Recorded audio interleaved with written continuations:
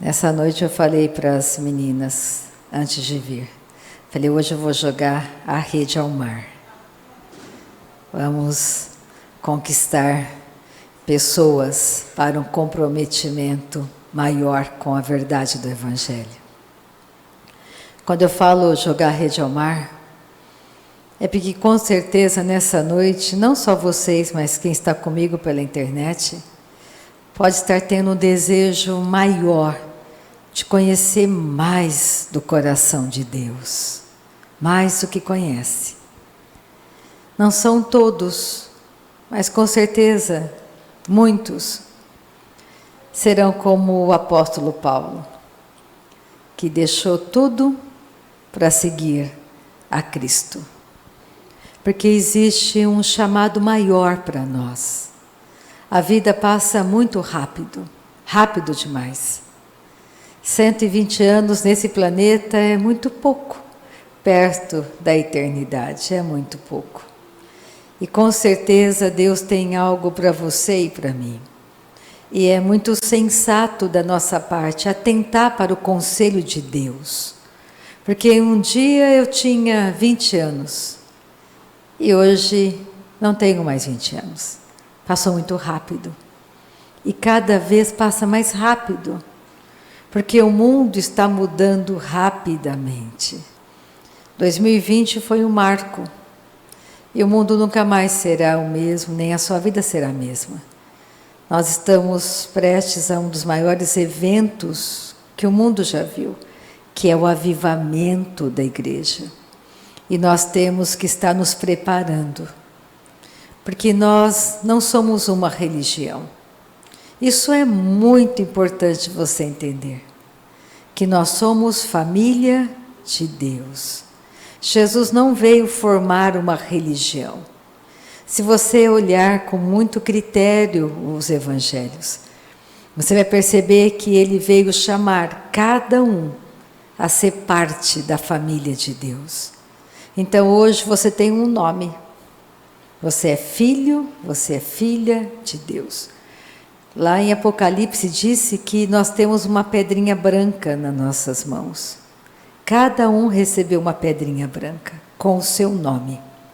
No dia que você nasceu de novo, um nome foi registrado no céu, no livro da vida. Os meus pais naturais escolheram me chamar de Rita. Eu não escolhi chamar Rita, eles escolheram para mim. Mas no dia que você nasceu na família de Deus, você escolheu entrar na família de Deus. Isso mudou a minha história, isso muda a nossa vida. Então você tem que começar a pensar, andar nessa terra sabendo, eu sou família de Deus, eu sou filho de Deus, eu sou filha de Deus. Eu não sou qualquer pessoa, existe uma autoridade em mim. O meu Pai Celestial me ama. Quando eu falo com meu Pai, eu escolhi que Deus fosse o meu Pai.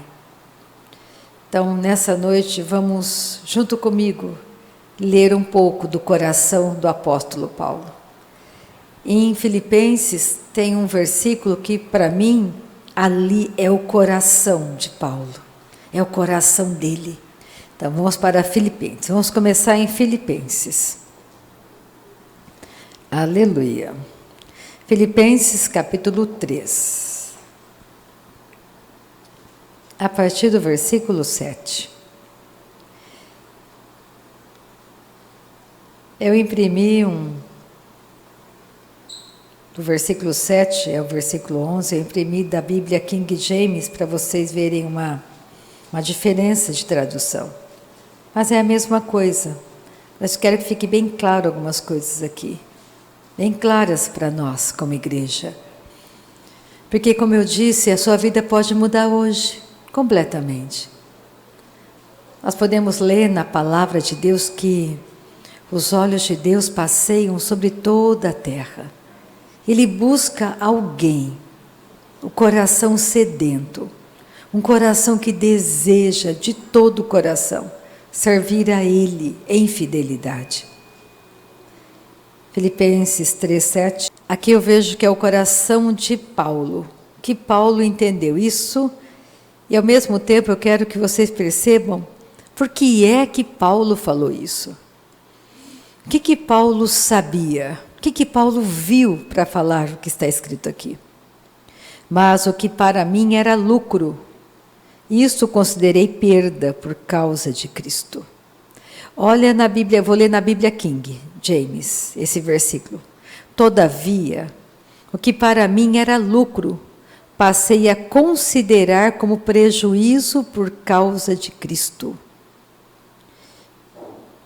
Paulo, ele disse que ele foi treinado, ele era fariseu dos fariseus, ele estudou nas melhores escolas filosóficas da época. Desde pequeno ele conhecia muito bem a Bíblia, o Antigo Testamento. Então ele era um homem muito culto, muito culto. E aqui Paulo ele começa dizendo, olha, tudo que eu aprendi, tudo que eu tinha nessa terra, eu considerei tudo como prejuízo, porque eu queria ganhar algo, eu queria ganhar a Cristo. Eu não valorizo nada do que eu aprendi. Eu quero conhecer a verdadeira riqueza do Evangelho de Jesus Cristo.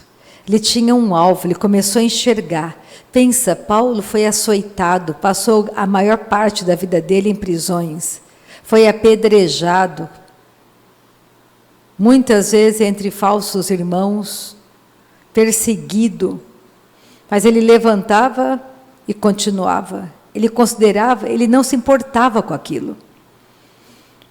Por que ele não se importava? Por que ele não reclamava? Por que ele não murmurava?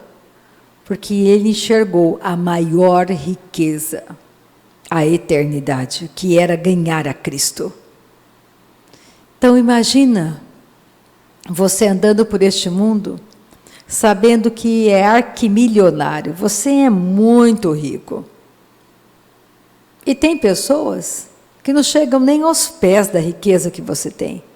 E ficam contando vantagem para você. E falando de coisas que você olha e você pensa. Ele não tem nem noção. Isso não, para mim, isso não é nada. Isso eu considero como fosse nada. A riqueza dele perto da minha é nada. Porque simplesmente ele sabe quem ele é. Nessa noite eu quero que você, junto comigo, comece a atentar para aquilo que você ainda não sabe e que Deus quer te encorajar a buscar. Porque existe um poder tremendo em você e em mim, a pessoa do Espírito Santo. Quando você nasceu de novo, quando você entendeu a mensagem poderosa do Evangelho, a vida de Deus entrou dentro de você. Você tem uma nova natureza ensinável. Tem dons dentro de você. Tem poder liberado dentro de você. Olha só, ele continua dizendo. Sim, deveras considero tudo como perda, por causa da sublimidade, da grandiosidade do conhecimento de Cristo Jesus, meu Senhor, por amor do qual perdi todas as coisas e as considero como refúgio para ganhar a Cristo. Na Bíblia King James está escrito assim, ó, mais do que isso, compreendo que tudo é uma completa perda, quando comparada à superioridade do valor do conhecimento de Cristo Jesus, meu Senhor, por quem decidi perder todos esses valores, os quais considero como esterco, a fim de ganhar Cristo. Vai comigo para Mateus 13, olha o que Jesus falou. Que foi isso que Pedro, João, que os apóstolos encontraram. Mas como eu estou falando do apóstolo Paulo, foi isso que o apóstolo Paulo encontrou. A pérola de maior valor. Mateus 13, versículo 45. Deus quer nos abençoar muito, mas nós precisamos obedecer a Deus. Precisamos entender que é uma caminhada, é uma jornada. Uma árvore não cresce da noite para o dia, mas quando a árvore cresce e amadurece, ela nunca mais deixa de dar fruto. Ela está dando fruto o tempo todo. E assim será eu e você, o tempo todo, sem nenhum esforço, produzindo frutos. Porque nós crescemos e amadurecemos. Mas existe um período para isso. E você tem que entender esse período do crescimento, do amadurecimento. Mateus 13, eu termino nessa noite lendo Mateus 13, versículo 45, e nós vamos orar nessa noite. O reino dos céus é também semelhante a um que negocia e procura boas pérolas. E tendo achado uma pérola de grande valor, vende tudo o que possui e a compra.